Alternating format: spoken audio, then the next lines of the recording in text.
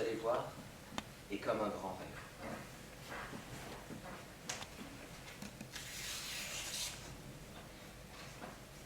Avec des images, des mots, des musiques, des marionnettes, des ombres, des lumières, des personnages.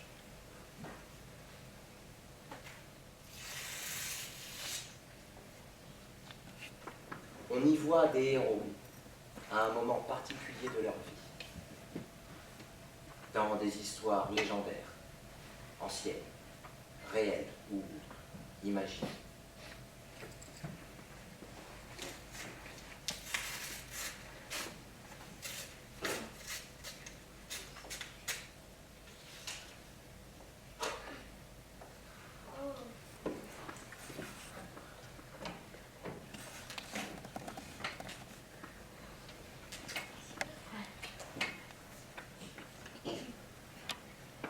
Que le voyage commence.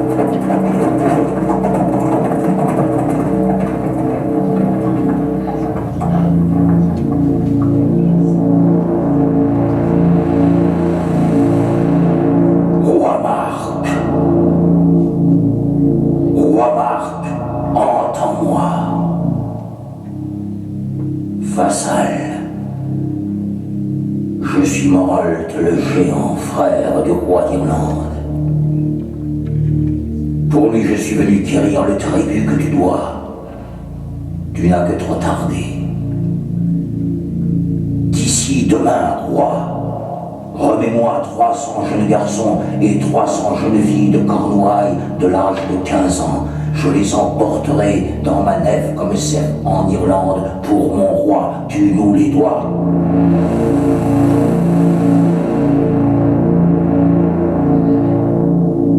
Pourtant, roi Marc, si l'un des tiens veut tenter de prouver que je lève rançon contre le droit, je l'accepte en combat.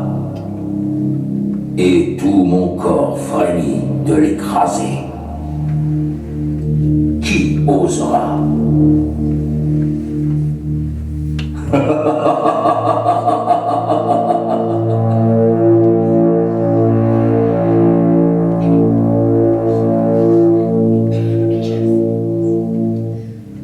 Je vois que ce pays n'est peuplé que d'esclaves et de valets.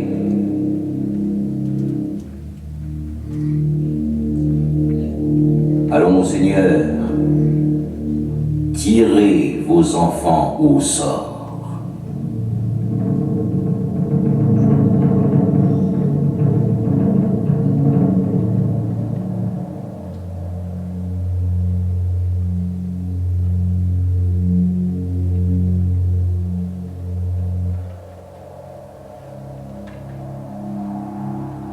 Le Morold se retire.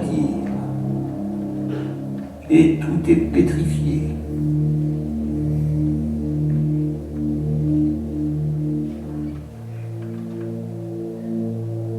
Pleure, beau roi,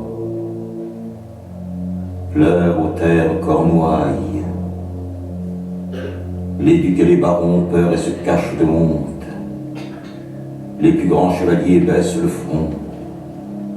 Les mères pleurent en silence. Puck, Oberon, Merlin, réveillez-vous. Faites sortir le chevalier de l'ombre, car voici revenu le jour de son destin. Il n'est que temps de réveiller son sang. Il est si jeune encore, mais il est temps. Faites surgir Tristan de l'ombre, où depuis tant de siècles il attend.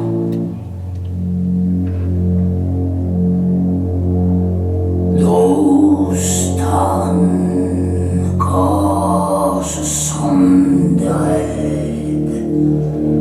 Arsabadungatil Olman Bled Melian Ornamanta Solgeret.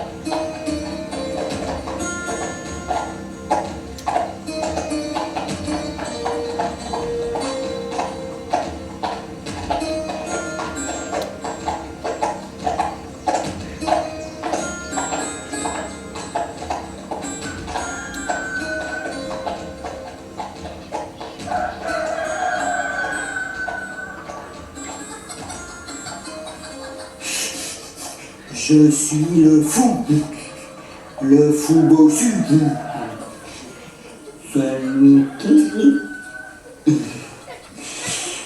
celui qui roule sa bosse. Je suis le fou, le bossu, fou. Dans ma bosse, le soleil est tombé. Dans ma bosse, j'ai caché tous les secrets du monde. Le soleil est tombé, les blés ont fait le pain, l'été s'en est allé, ivre de vin. Que fait Yvain? Yvain?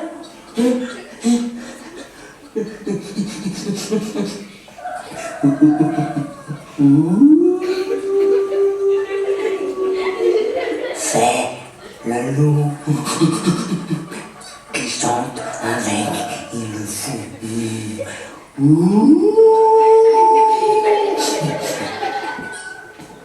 Je suis la mandragore qui jette des sorts. Mes yeux roulent de l'or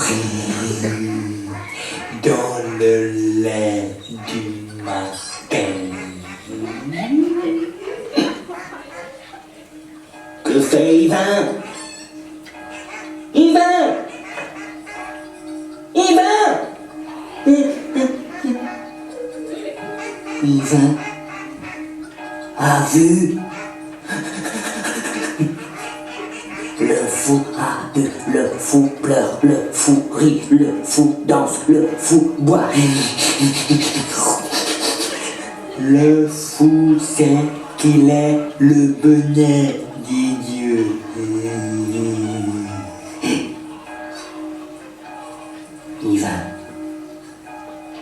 Yvain a vu le Seigneur croisé. L'enfant des bois a vu le Seigneur croisé.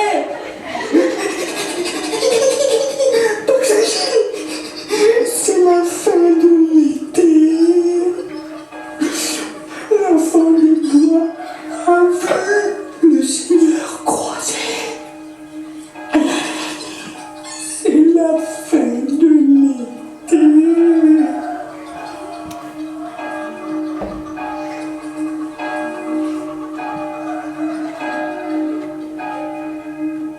Pourquoi l'as-tu touché?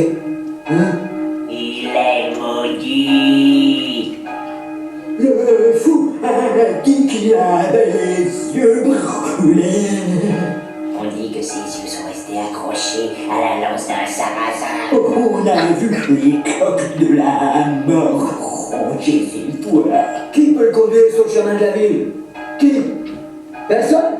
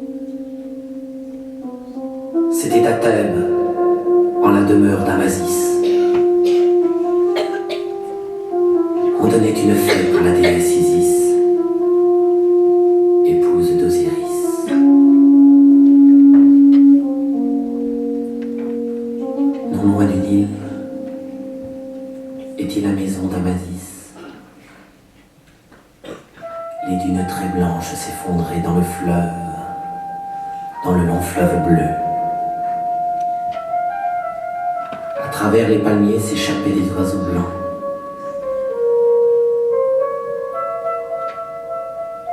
On avait sacrifié un porc pour célébrer Isis. Un porc noir sur la terre noire d'Égypte.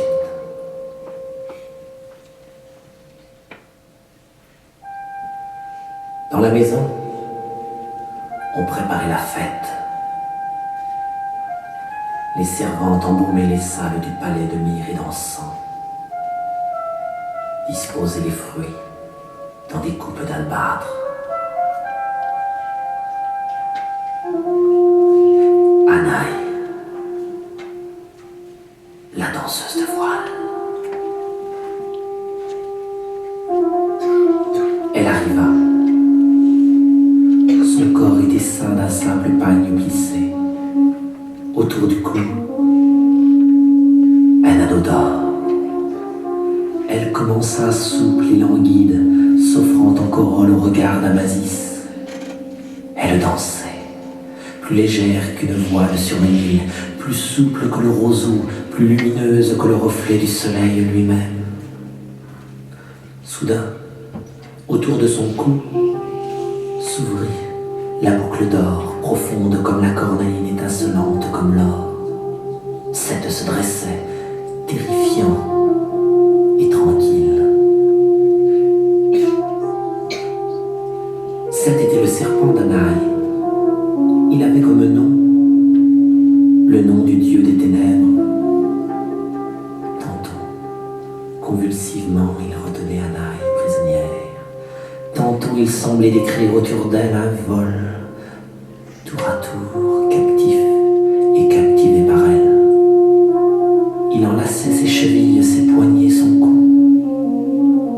Anaï et Seth dansaient plus léger qu'une voile sur le Nil, plus souple que le roseau, plus lumineux que le reflet du soleil lui-même. Anaï et Seth enroulaient, Amasis se subjuguait. Soudain, Anaï poussa un cri. Et la nuit tomba avec le baiser du serpent.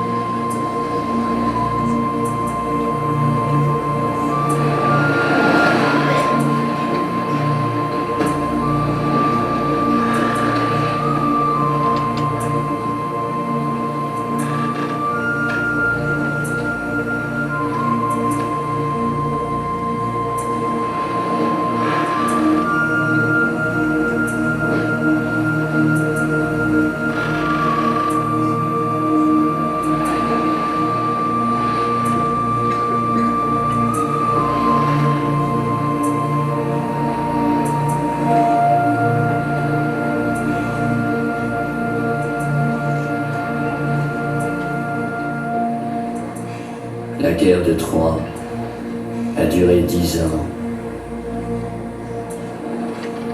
La violence a nourri la violence, le sang a appelé le sang.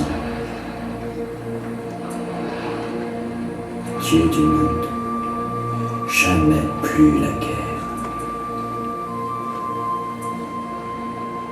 Troie détruite, nous l'avons quittée.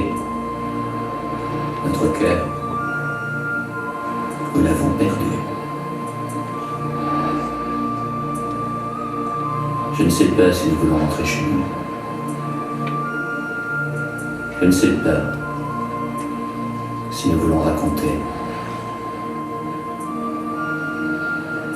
Poséidon, dieu des mers, tu te moques de nous. Tes tempêtes, tes vents, ils nous ont perdus sur la grande mer verte.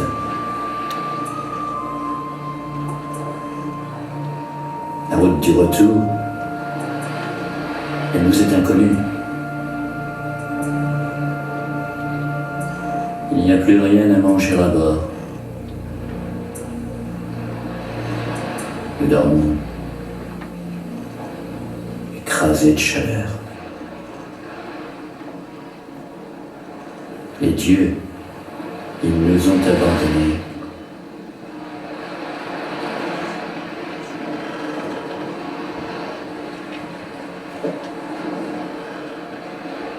Terre. Terre. C'est la terre. Nous l'abordons, cette terre inconnue, pour chercher nourriture.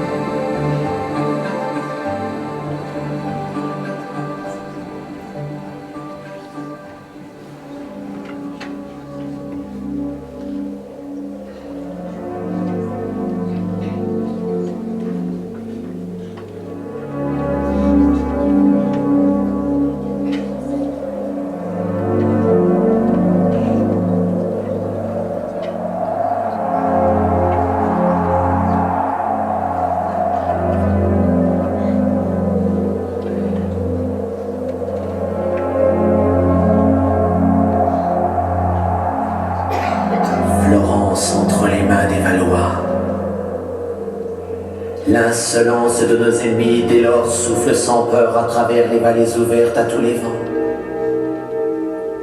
Ils sont là, tous à ricaner avec des mots lourds à ma peine. Et la souffrance a eu séjour en mon cœur. Où fuir? Où chercher un abri sûr? Si mon passé, mes amis meurent avec ces morts-là, et si je suis voué à un gibier de fou? Ah, que plutôt l'armée entière, une lance dans chaque main, court ici me massacrer. Ma pensée ne possède plus d'armes pour me défendre.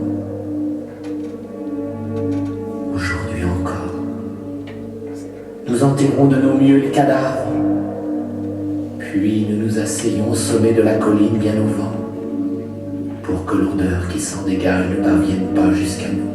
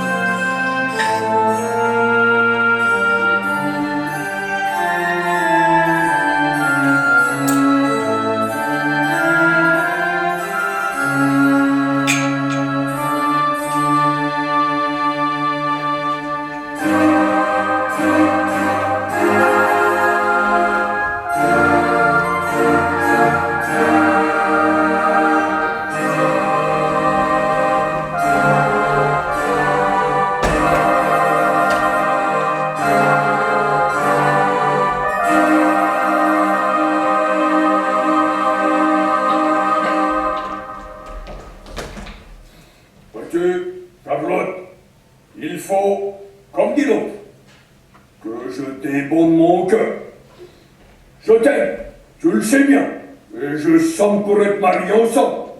Mais Malken, je ne suis point satisfait de toi. Qu'est-ce donc Il y a que tu me chagrines l'esprit franchement. Et comment donc? De Stigen, tu le mets point.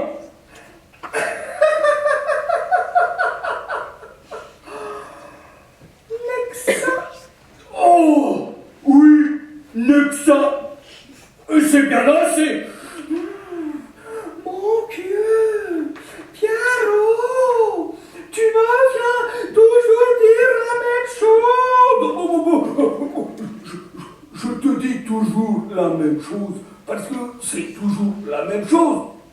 Et si ce n'était pas toujours la même chose, je ne te dirais pas toujours la même chose.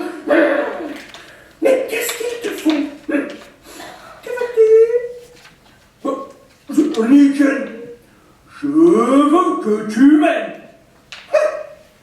Est-ce que je ne t'aime pas? Non.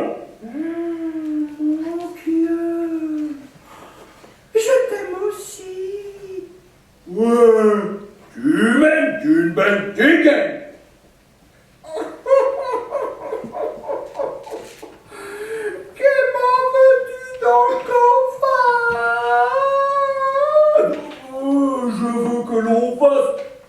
Comme l'on fait, quand l'on aime comme il faut. Ne t'aimais-je pas aussi comme il faut? Non, quand ça est, ça se voit. Non, regarde la grosse Thomas, comme elle est à sauter du jeune Robin. Elle est toujours autour de lui à l'agacer et ne le laisse jamais en repos. Toujours elle y fait que pitch ou lui bite taloche en passant tout. Voilà où l'on voit les gens qui aiment. Mais toi, tu me dis mot, tu es toujours là comme une vraie souche de bois. Et je passerai devant toi 20 fois que tu ne te grouillerais pas pour me bailler le moindre coup ou me dire la moindre chose. Contre lequel, ça n'est pas bien après tout. Et t'es trop froide pour les gens.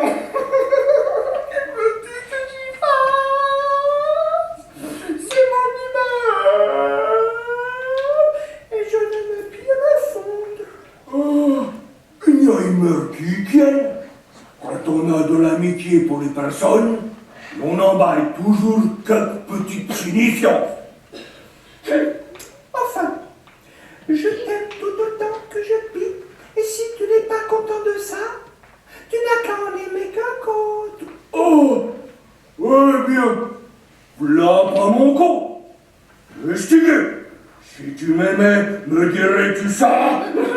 Pourquoi, monsieur, toi aussi, t'as rabusté l'esprit? Oh, Molké, que mal te fais-je? Je ne te demande qu'un peu d'amitié. Oh, eh bien, laisse faire aussi, et ne me presse point tant. Oh, Peut-être que ça viendra tout d'un coup, sans y songer. oh, oh, oh, oh. Touche donc là, Charlotte. Oh, eh bien, tiens. Promets-moi donc que tu tâcheras de m'aimer davantage. J'y ferai tout ce que je pourrai, mais il faut que ça vienne de lui-même. Ah, Pierrot, Oh, est-ce là ce monsieur? oui, le voilà. Oh, mon Dieu, qu'il est gentil, et que ça aurait été dommage qu'il eût été noyé. Ouais, je reviens tout à l'heure. Je m'en vais vers Chopin pour me rebooter tant soit peu de la fatigue que j'ai.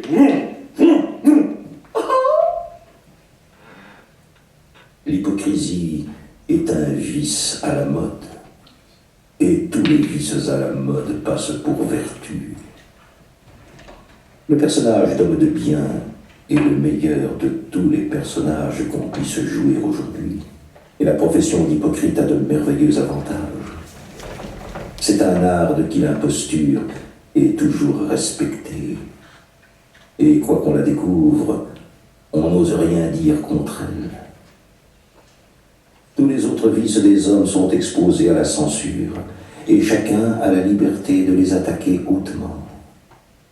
Mais l'hypocrisie est un vice privilégié qui, de sa main, ferme la bouche à tout le monde et jouit en repos d'une impunité souveraine.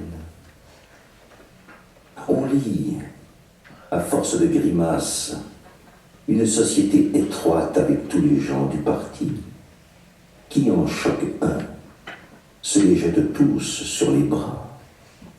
Et ceux-là que l'on sait même agir de bonne foi là-dessus, et que chacun connaît pour être véritablement touché, ceux-là, dis-je, sont toujours les dupes des autres. Ils donnent hautement dans le panneau des grimaciers et appuient aveuglément les singes de leur action. Combien crois-tu que j'en connaisse qui, par ce stratagème, ont rhabillé adroitement les désordres de leur jeunesse, qui se sont fait un bouclier du manteau de la religion, et sous cet habit respecté ont la permission d'être les plus méchants hommes du monde. On a beau savoir leurs intrigues et les connaître pour ce qu'ils sont, ils ne laissent pas pour cela d'être en crédit parmi les gens, et quelques baissements de tête, un soupir mortifié et 2 roulements d'yeux ajustent dans le monde tout ce qu'ils peuvent faire. C'est sous cet abri favorable que je veux me sauver et mettre en sûreté mes affaires. Je ne quitterai point mes douces habitudes, mais j'aurai soin de me cacher et me divertirai à petit bruit. Et si je viens à être découvert, je verrai, sans me remuer, prendre mes intérêts à toute la cabale. Et je serai défendu par elle envers et contre tous. Enfin, c'est là le vrai moyen de faire impunément tout ce que je voudrais. Je m'érigerai en censeur des actions d'autrui. Jugerai mal de tout le monde et n'aurai bonne opinion que de moi. Dès qu'une fois on m'aura choqué tant soit peu, je ne pardonnerai jamais et garderai plus doucement une haine irréconciliable. Je ferai le vengeur des intérêts du ciel. Et sous ce prétexte commode, je pousserai mes ennemis. Je les accuserai d'impiété et serai déchaîné contre des zélés indiscrets qui, sans connaissance de cause, crieront en public contre eux, qui les accableront d'injures et les damneront hautement de leur autorité privée. C'est ainsi qu'il faut profiter des faiblesses des hommes. et qu'un sage esprit s'accommode aux vices de son siècle.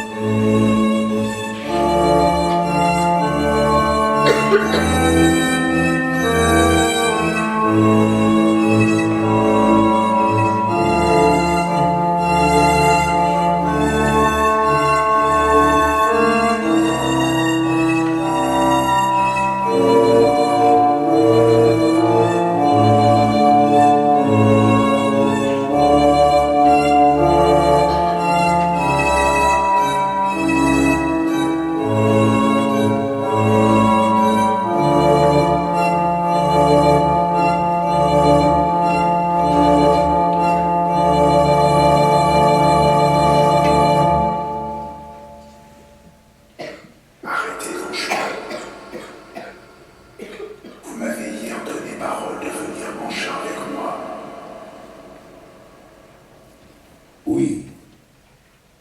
Où faut-il aller? Donnez-moi la main. La voilà. Don Juan, l'endurcissement au péché traîne une mort funeste, et les grâces du ciel que l'on renvoie ouvrent un chemin à sa foudre.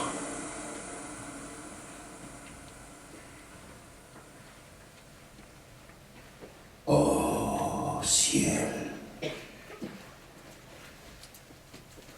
que songe. Un feu invisible me brûle. Je n'en puis plus. Et tout mon corps devient un brasier ardent.